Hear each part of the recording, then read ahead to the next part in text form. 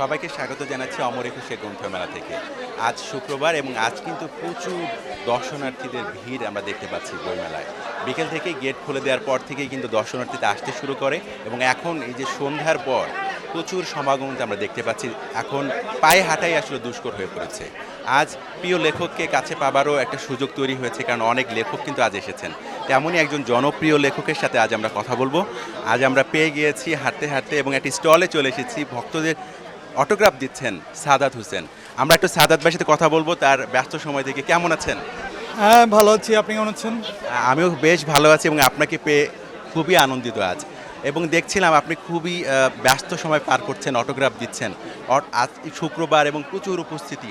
কেমন দেখছেন বইমেলা এবার? বইমেলা আসলে আমি এরকমই দেখি, কারণ আমি বইমেলায় স্টলে ঢোকার পরে আমার সবসময় একই ব্যস্ততা যে আমি আসলে বইমেলা ঘুরে দেখতে পারি না। এবারও তার ব্যতিক্রম হয়নি। 3:30টায় ঢুকলাম, এখন অলমোস্ট 7টা বাজে, এখনও উঠতে পারিনি 1 মিনিটের জন্য আর কি। প্রচুর পাঠক লাইন দিয়ে দীর্ঘ সময় ধরে দাঁড়িয়ে আছে। এবার কিন্তু শুক্রবার আমরা পেয়েছি প্রথম বইমেলা এবং আজও শুক্রবার, 7 দিনেই প্রচুর ভিড় দেখতে পাচ্ছি আমরা। কেমন দেখছেন? হ্যাঁ, মানে এবার তো বইমেলা নিয়ে হয়তো অনেক শঙ্কা ছিল, কিন্তু আলটিমেটলি সেই শঙ্কা মানে বাস্তবে দেখা যায়নি। দেখা গিয়েছে যে প্রচুর পাঠক প্রথম থেকেই হচ্ছে তাদের প্রাণবন্ত উপস্থিতিতে বইমেলাটিকে জমিয়ে রেখেছেন, এটাই দেখা যাচ্ছে। আপনি যখন অটোগ্রাফ দেন তখন আসলে এই যে অনেক দূর দূরান্ত থেকে আসে এবং দেখছিলাম যে অনেকে অটোগ্রাফ দিচ্ছে, আপনার সাথে কথা বলছে, হাত মেলাচ্ছে, এই অনুভূতিটা আসলে কেমন? একজন লেখকের তো এটুকুই প্রাপ্তি। একটি সৃষ্টিশীল মানুষ যখন দেখেন যে তার সৃষ্টি অসংখ্য মানুষের কাছে সমাদৃত হয়, তখন সেটি তার জন্য বিশাল অনুপ্রেরণার একটা ব্যাপার। তো আমার কাছে মনে হয় যে এটা আমাকে দারুণভাবে অনুপ্রাণিত করে। বইমেলার এই যে পাঠক লেখকের একটা সম্পর্ক বা মিলন মেলা, সেইটা একটা দারুণ জায়গা আমাদের অমর একুশে গ্রন্থমেলা। তো এবারের যে একটা জুলাই অভ্যুত্থানে পরিবর্তিত বাংলাদেশে আমরা দেখতে পাচ্ছি, তার কি একটা প্রভাব আপনি দেখতে পাচ্ছেন বইমেলায়? বইমেলায় আমি তো দেখলাম যে পাঠক প্রথম থেকেই সরব উপস্থিতি আছে। মানে আলাদা করে কিছু আমি দেখি না। আমার কাছে মনে হচ্ছে যে পাঠক একই রকমভাবে বইমেলায় এসেছে, তারা খুব উপভোগ করছে, ঘুরে ঘুরে বই কিনছে। তো সেই জায়গা থেকে পাঠকদের যে উপস্থিতি বইমেলায় ছিল, সেই প্রাণবন্ত উপস্থিতি আমি লক্ষ্য করছি। সাদাত হোসেনের অটোগ্রাফ পাওয়াটা অনেক আনন্দের। আমি জানতে চাবো সাদাত হোসেন কার অটোগ্রাফের জন্য এরকম দীর্ঘ লাইন ধরেছে বা কখনো এরকম হয়েছে? এরকম তো অনেকেই ছিল। একটা সময় আমার খুব ফেভারিট ক্রিকেটার ছিলেন আমাদের শাহরিয়ার হোসেন বিদ্যুৎ। ওনার অটোগ্রাফের জন্য আমি গুলিস্তানে মাঠে গিয়েছিলাম, আমার মনে আছে। আমিনুল ইসলাম বুলবুল আমার খুবই প্রিয় ক্রিকেটার ছিলেন। তারপরে হচ্ছে লেখকদের মধ্যে যেমন আমার খুব প্রিয় লেখক হচ্ছেন শীর্ষেন্দু মুখোপাধ্যায়। তো এরকম তো অনেকের অটোগ্রাফ পাওয়ার স্বপ্ন আর কি হয়েছিল। এখন যেমন মনে হয় যে কোনোদিন যে লিওনেল মেসির অটোগ্রাফ পেতে পারতাম, যেটা এখন অনেক বেশি আর কি আরাধ্য। এই যে অটোগ্রাফ পাওয়া লেখকদের সাথে পাঠকের সবসময় তার দেখা সাক্ষাতের সুযোগ থাকে না, বইমেলা আমাদের সেই সুযোগটি করে দেয় এবং একই সাথে লেখক যখন একটি লেখা লেখেন পাঠকের কাছে পৌঁছে যায়, সেটি তো আসলে চূড়ান্ত আনন্দ দেয় লেখককে। আর যখন পুরস্কারটা চলে আসে, রাষ্ট্রীয়ভাবে হোক, বিভিন্ন সংগঠনের মাধ্যমে হোক, সেইটার আনন্দ আসলে কেমন? আমার কাছে মনে হয় যে লেখকের জন্য সবচেয়ে বড় পুরস্কার হচ্ছে পাঠকের ভালোবাসা, বা পাঠক থেকে গ্রহণ করছে কিনা এর চেয়ে বড় পুরস্কার আর তার নেই। তবে এর বাইরেও যেটা হয় না, অনেক সময় আপনার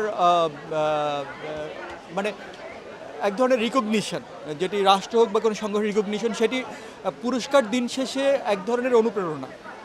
তো সেটা পাঠকের ভালোবাসা সবচেয়ে বড় অনুপ্রেরণার জায়গা। এরপরে যদি সে ধরনের আপনি যেটা বললেন যে কোনো অর্গানাইজেশন থেকে বা সংগঠন থেকে যদি ওই ধরনের প্রাপ্তি ঘটে বা রিকগনিশন ঘটে, সেটা আরেক ধরনের অনুপ্রেরণা দেয়।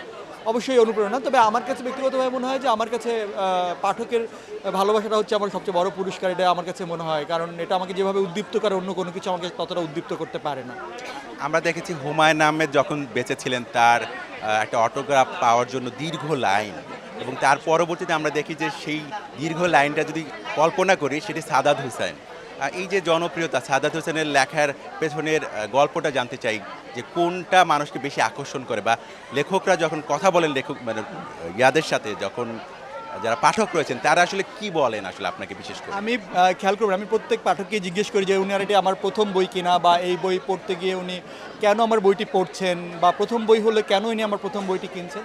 এটির কারণ হচ্ছে আমি পাঠকের মনস্তত্ত্বটা বোঝার চেষ্টা করি। তো আমার কাছে যেটা মনে হয় কি, যে ধরেন গত 10 বছর ধরে পাঠককে, মানে 10 বছর ধরে আমার লেখা পাঠক পড়ছেন, এবং এই 10 বছর ধরেই উত্তরোত্তর আমার পাঠকের সংখ্যা বেড়েছে। এটি কিন্তু এই সময়ের বিবেচনায় খুবই গুরুত্বপূর্ণ একটা বিষয়। কারণ আজকে থেকে 20, 25 বা 30 বছর আগে কোনো একটি বই যখন পাঠকরা পড়তেন, তিনি একটা বই বারবারও পড়তে পারতেন, কারণ তার কাছে বিনোদনের অনেক বেশি বিকল্প ছিল না। তখন সিনেমার এত ছিল না, হোয়াটসঅ্যাপ, ফেসবুক ছিল না, ইউটিউব ছিল না, আপনার নেটফ্লিক্স ছিল না, তো অল্টারনেটিভ ছিল না। এখন তো অনেক অল্টারনেটিভ। এই অল্টারনেটিভের সময় হচ্ছে বই পড়ানো কাউকে সবচেয়ে দুরূহ কাজ।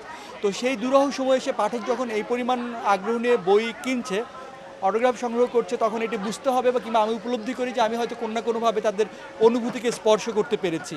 এখন ধরেন একবার যদি কোনো একটা বই নিয়ে অনেক আলোচনা হয়, দুবার আলোচনা হয়, তারপর আর সেই লেখকের অন্য কোনো বই নিয়ে কোনো আলোচনা না হয়, পাঠকের মধ্যে আগ্রহ না থাকে, তখন ধরে না যে ওটা একটা ফ্লুক ছিল, বা এখন একটা শব্দ থাকে যে ভাইরাল, ঠিক আছে?